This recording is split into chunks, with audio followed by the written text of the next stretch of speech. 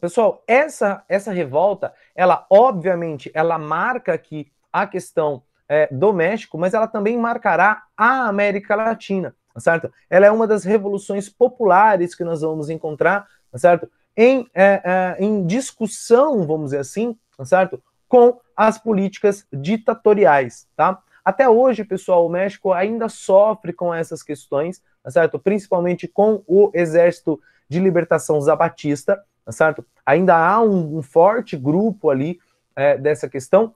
Para muitos historiadores, para muitas fontes, essa revolta, ela não acaba, tá certo? Ela ainda não acabou, tá? Mesmo depois de tanto tempo, tá certo? Então, pessoal, nós temos que lembrar o seguinte, o México, ele acaba formando-se enquanto país, tá certo? Ele acaba tendo a sua independência lá no século XIX, mais precisamente no ano de 1821, tá certo? O México acaba se livrando, vamos dizer assim, das garras acaba se livrando, então, das garras da Espanha, de sua metrópole. Entretanto, todavia, quiçá, pessoal, a partir do momento em que ele larga as correntes, né, que ele se liberta ali, vamos dizer assim, das correntes espanholas, ele cai na corrente estadunidense, tá? Até porque, pessoal, era um movimento comum no século XIX, uma doutrina, tá certo? Implementada pelo imperialismo norte-americano, conhecido então como doutrina Monroe, certo? Do qual então alega que a América deve ser para os americanos e que toda a influência europeia deve se manter longe dos países americanos. Entretanto, todavia, quiçá, pessoal, esse tipo de comportamento leva, certo, a uma dependência aí do mercado norte-americano, tá? As antigas colônias europeias são grandes produtoras de matéria-prima e vendem essa matéria-prima para os Estados Unidos, para abastecer ali as indústrias norte-americanas, esquecendo, entre aspas, da sua própria industrialização, certo? Esquecendo, entre aspas, do seu próprio desenvolvimento, tá? E não é à toa, tá certo? Que isso acontece não só com o México, mas com outros países, tá? Aqui, pessoal, os Estados Unidos interferem na política do México, certo? Então, é muito forte a presença dos Estados Unidos, primeiro, por conta da proximidade, certo? E segundo, por conta do alto investimento ali que ele faz em determinados setores. Isso, obviamente, pessoal, apoiado pelo governo, certo? O governante ali, chamado então de Porfírio Dias, certo? Esse cara, ele entrará no poder no ano de 1876 e ele só sairá no ano de 1911, tá? Quando ele é expulso do país, né? Ele é convidado a se retirar, até porque se ele não fosse, né, se não fosse desse jeito, ele tinha morrido, tá? E não, morrido não, as pessoas tinham matado ele. Tá certo? E aí, pessoal, o que acontece? Acontece então que o governo do Porfírio Dias era um governo totalmente voltado aí para os interesses norte-americanos e também para atender os interesses das grandes elites, certo? Essa elite dominante, a gente conhece então pela elite católica, tá certo? Mas também da Igreja Católica, desculpa, mas também dos grandes latifundiários. O México, pessoal, tinha uma distribuição de terra extremamente desigual. Isso significa que pouquíssimas pessoas detinham muitas terras e muita gente não tinha terra nenhuma, com exceção, tá certo? Dos campos indígenas, tá certo? Com exceção das terras, então, herdadas pelos seus antepassados, os nativos, tá? Aqui, pessoal, essas terras, elas vão sendo retiradas, elas vão sendo, então, usurpadas pelo Estado, e isso significa que o povo vai ficando cada vez mais dependente aí da vontade da elite, tá certo? Eles vão tirando, então, essas terras comunitárias, tá certo? E, obviamente, o povo vai passando cada vez mais dificuldade. Porém, pessoal, não era algo exclusivo, vamos dizer assim, do trabalhador rural. essa miséria, essa exploração. Os trabalhadores ao norte do México, certo? São trabalhadores urbanos, né? São os operários, eles também são aqui extremamente explorados pelas classes da elite, pelo próprio governo, tá certo? Tanto é que estes caras, todos eles, tá certo? Acabam se unindo contra o Porfírio Dias. Eles possuem um inimigo comum, tá certo? Então, tanto os trabalhadores rurais quanto os trabalhadores urbanos, tá certo? Vão se unir para combater o Porfírio Dias. Aqui eles também recebem o apoio daqueles que se diziam liberais, tá?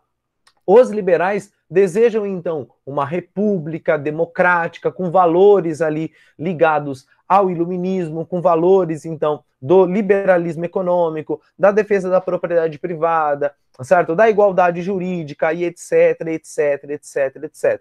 Então, você tem uma junção dessas forças oposicionistas contra o ditador, tanto é que na eleição de 1910, pessoal, certo? O nome de Francisco Madero, certo? Acaba sendo um grande nome, um forte nome para essas questões. Entretanto, todavia, quiçá, mais uma vez, tá certo? O governo do Porfírio Dias permanece no poder, tá certo? Ganha essas eleições. Muita gente vai colocar que, assim como outras tantas, o Porfírio Dias recebe e ganha essas eleições de maneira fraudulenta, tá certo? Irá ali promover essas fraudes eleitorais e perpetuar-se mais uma vez no poder. Entretanto, todavia, quiçá, pessoal, os líderes, seja do norte, Pancho Villa, seja do sul, tá certo? Dos trabalhadores rurais, o Emiliano Zapata, seja dos liberais, o Francisco Madero, não vão permitir dessa vez essa vitória, tá certo? E irão começar um movimento um tanto quanto sanguinário, tá certo? Esse movimento sanguinário, pessoal, começa, então, a promover aí a perseguição dos porfiristas, tá certo? Das pessoas, então, ligadas ao Porfírio Dias, e ele próprio, o Porfírio, acaba, então, saindo do México, se exilando nos Estados Unidos, até então o seu grande aliado, né? E aí, pessoal, chega, então, obviamente, né, sem a figura do Porfírio Dias, o México, então, deveria ter um novo governante, deveria ter um novo líder.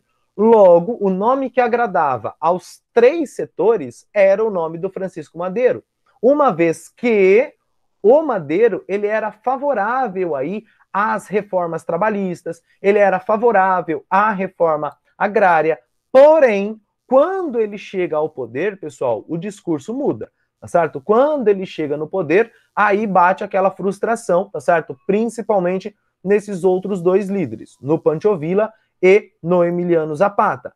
Porque o Madero não faz aquilo que ele tinha prometido, não faz aquilo que ele tinha conversado, vamos dizer assim, tá? E acaba, óbvio, tá certo? Promovendo aí o seu próprio governo, que leva a uma fortíssima oposição, tá certo? Antes, então, esses trabalhadores, seja urbanos ou rurais, estavam juntos, estavam coesos, tá certo? Na disputa contra o Porfírio Dias. Agora, o inimigo é outro. Agora, o inimigo é o Francisco Madero, tá?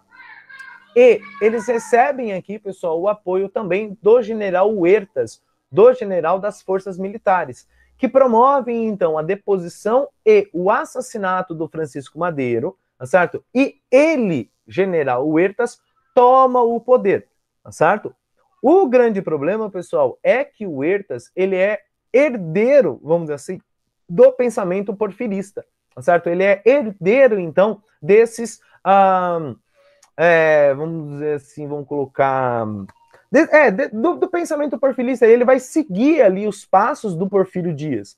Não obstante a isso, a luta continua, tá certo? Os trabalhadores, seja eles do sul, seja eles do norte, liderados ali, respectivamente, por Emiliano Zapata e Pancho Villa, iniciam a tomada de poder aí do general Huertas, tá certo? Para que os seus ideais sejam colocados em pauta, para que os seus ideais, então, sejam melhores colocados, né?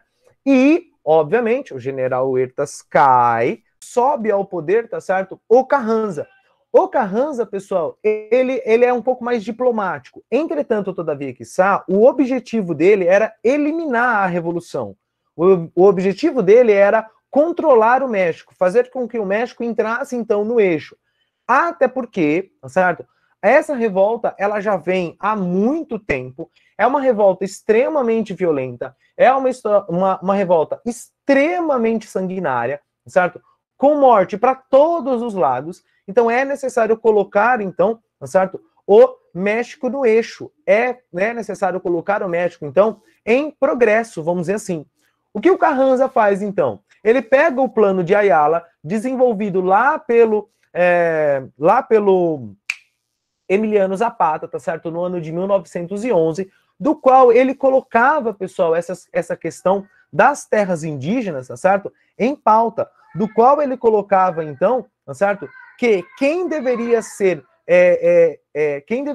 então, dono dessas comunidades, dessas terras coletivas, deveria ser o próprio povo, tá certo? Até porque, de fato, quem é o governante, de fato, quem é dono daquilo ali é o povo, tá certo? E que, obviamente, deveria ser feita ali uma reforma agrária, tá certo? Os caras aqui, pessoal, então vão lá, tá certo? E promovem essa reforma agrária, obviamente com limitações, tá certo? Não do mesmo molde, não do mesmo jeito, não do mesmo estilo que o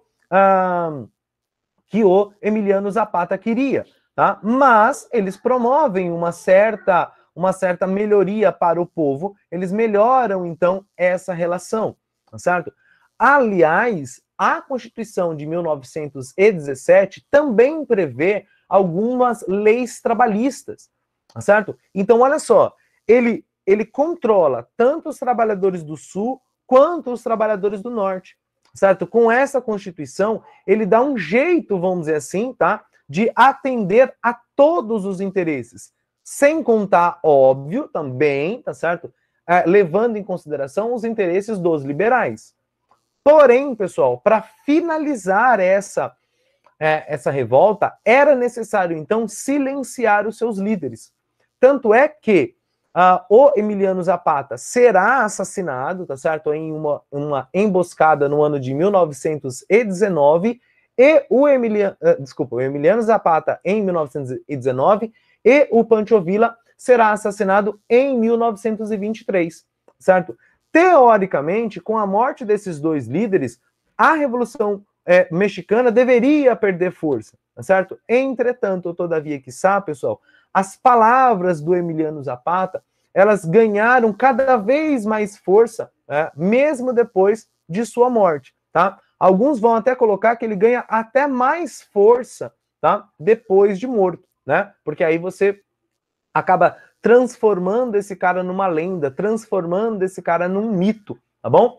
E aqui, pessoal, a Revolução Mexicana, ela dá uma trégua, vamos dizer assim, entretanto, todavia, quiçá, como dito anteriormente, até hoje e durante todos esses anos, tá certo? É perceptível o reflexo dessa revolta até os dias atuais. Mara?